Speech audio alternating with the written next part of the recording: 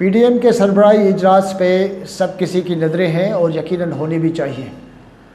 उसका रीज़न ये है कि यूसुफ रज़ा गिलानी की सेनेट इलेक्शंस में जीत के बाद अब यकीनन पूरा टारगेट ये है कि किस तरह गिलानी साहब को सेनेट का चेयरमैन बनाया जाए। उसकी वजह से पाकिस्तान पीपल्स पार्टी और दूसरी पार्टियां जो है वो ये कोशिश कर रही हैं कि जो रिक्वायर्ड सपोर्ट चाहिए गिलानी साहब को वो हासिल की जाए। एक तो पीडीएम के जो सेनेटर्स हैं उनको इंश्योर किया जाए और साथ साथ दूसरी ऐसी पार्टीज़ या पीटीआई के मेंबरान जिनके वोट जो है वो दरकार होंगे उनसे राब्ते किए जाए। बिलावल भुट्टो जरदारी जो है वो कोशिश ये कर रहे हैं कि इमरान खान के जो इत्तेहादी हैं उनकी सपोर्ट जो है वो विन करें। दो इम्पोर्टेंट अलाइज़ हैं इमरान खान के, एक है चौधरी साहबान और दूसरी है मुत्तहदा कौमी मूवमेंट। चौधरी साहबान से लाहौर में मुलाकात हुई है और उस हवाले से जो ख़बरें हैं वो ये है कि फ़िलहाल बज़ाहिर वहाँ से कोई पॉजिटिव किस्म का रिस्पांस नहीं आया और ज़ाहिर है कि फ़ौरी तौर पे वहाँ से पॉजिटिव रिस्पांस आना भी नहीं चाहिए था और अगर कोई इस टाइप का अंदिया होता भी तो इसका गालिब इम्कान था कि ये चीज़ कम अज़ कम पर्दे के पीछे रहेगी। मैं इस पर भी बात करूँगा, लेकिन मुत्तहदा कौमी मूवमेंट के हवाले से भी जो ख़बर ये है कि गिलानी साहब ने मुत्तहदा कौमी मूवमेंट के लीडर्स के साथ एक इजलास किया, उसमें उनको जो है ये कहा गया कि जी आप हमारी सपोर्ट करें। मुत्तहदा कौमी मूवमेंट का मजमूई तौर पे जो प्रोसीजर होता है वो ये होता है कि ये फ़ौरी तौर पे ये कहते हैं कि जी हम ये मामला अपने राब्ता कमेटी में रखेंगे और उसके बाद आपको रिप्लाई करेंगे। एमक्यूएम का ये तरीक़ेकार अभी से नहीं है लेकिन एक बड़े अरसे से है। एमक्यूएम के साथ यहाँ पे नासिर शाह ने कराची में मुलाकात भी की थी और गिलानी साहब के इलेक्शन से पहले भी उनके सामने कुछ चीज़ें रखी गई थी, जिसमें एक चीज़ तो ये थी कि जी अगर आप गिलानी साहब को वोट करें तो हम आपको यहाँ पे सिंध में कहीं एडजस्ट करने के लिए तैयार हैं। माजी में पाकिस्तान पीपल्स पार्टी और मुत्तहदा काफ़ी दफ़ा कोलिशन पार्टनर्स रहे हैं और दोनों के दरमियान जो ताल्लुकात हैं कभी गर्म और कभी सर्द रहे हैं।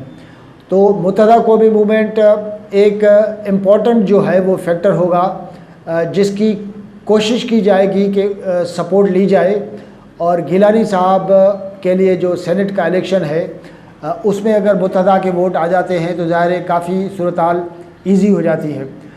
चौधरी साहबान के हवाले से मैं एक बात आपके सामने रखूं कि पाकिस्तान के अंदर कुछ परसेप्शंस हैं, जिस तरह मुत्तहदा के हवाले से कुछ परसेप्शंस है कि जी मुत्तहदा की मूवमेंट जो है वो अपने पार्टी इंटरेस्ट के साथ साथ कहीं और जगह पे भी कनेक्टेड है और ये जगह यकीनन पाकिस्तान की मिलिट्री इस्टेब्लिशमेंट है और बहुत सारे लोग ये दावा करते हैं, कुछ इल्ज़ाम लगाते हैं कि मुत्तहदा कौमी मूवमेंट किस तरफ जाएगी। इसका एक ताल्लुक़ उस सिग्नल से होता है जो रावलपिंडी से आना होता है।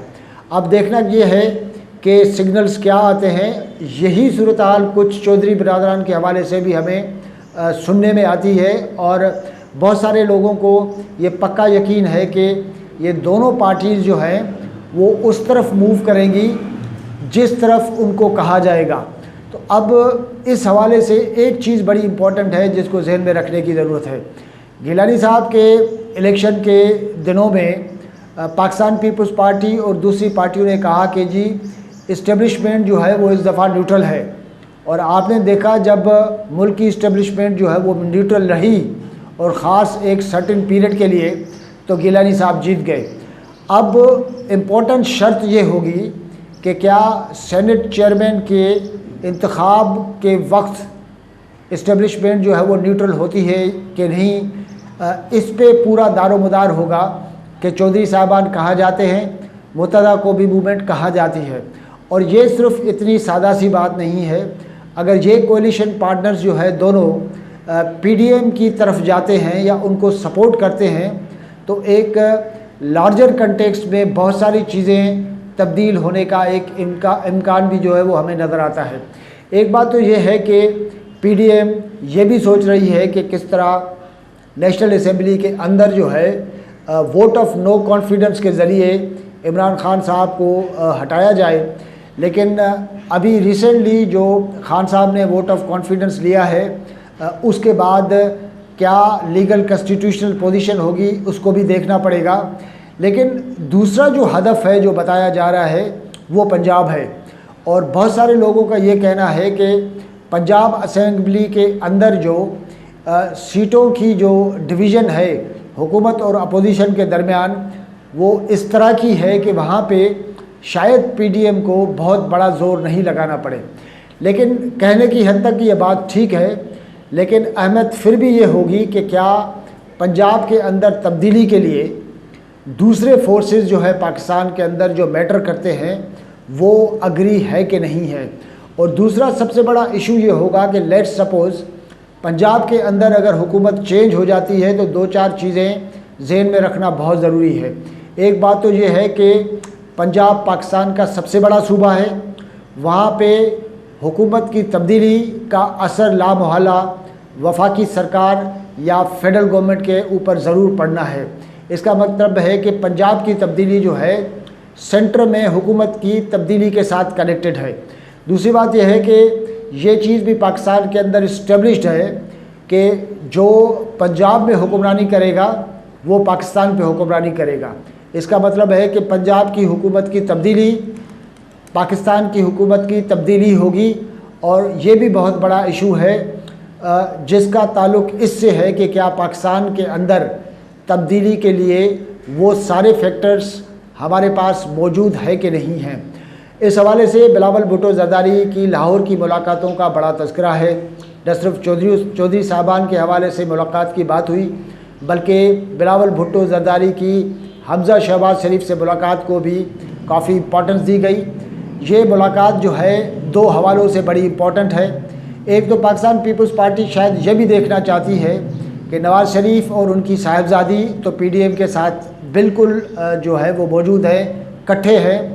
क्या शहबाज शरीफ और उनके बेटे पीडीएम की ये जो सारी स्ट्रेटजी है, ये जो सारे मूव्स हैं, उनसे अग्री करते हैं कि नहीं हैं। शहबाज शरीफ पंजाब असेंबली में अपोजिशन के लीडर हैं और यकीनन पंजाब असेंबली के अंदर कोई मूव करना है तो शहबाज शरीफ की एक बड़ी इम्पोर्टेंस होती है और उसकी इम्पोर्टेंस से कोई इनकार भी नहीं कर सकता।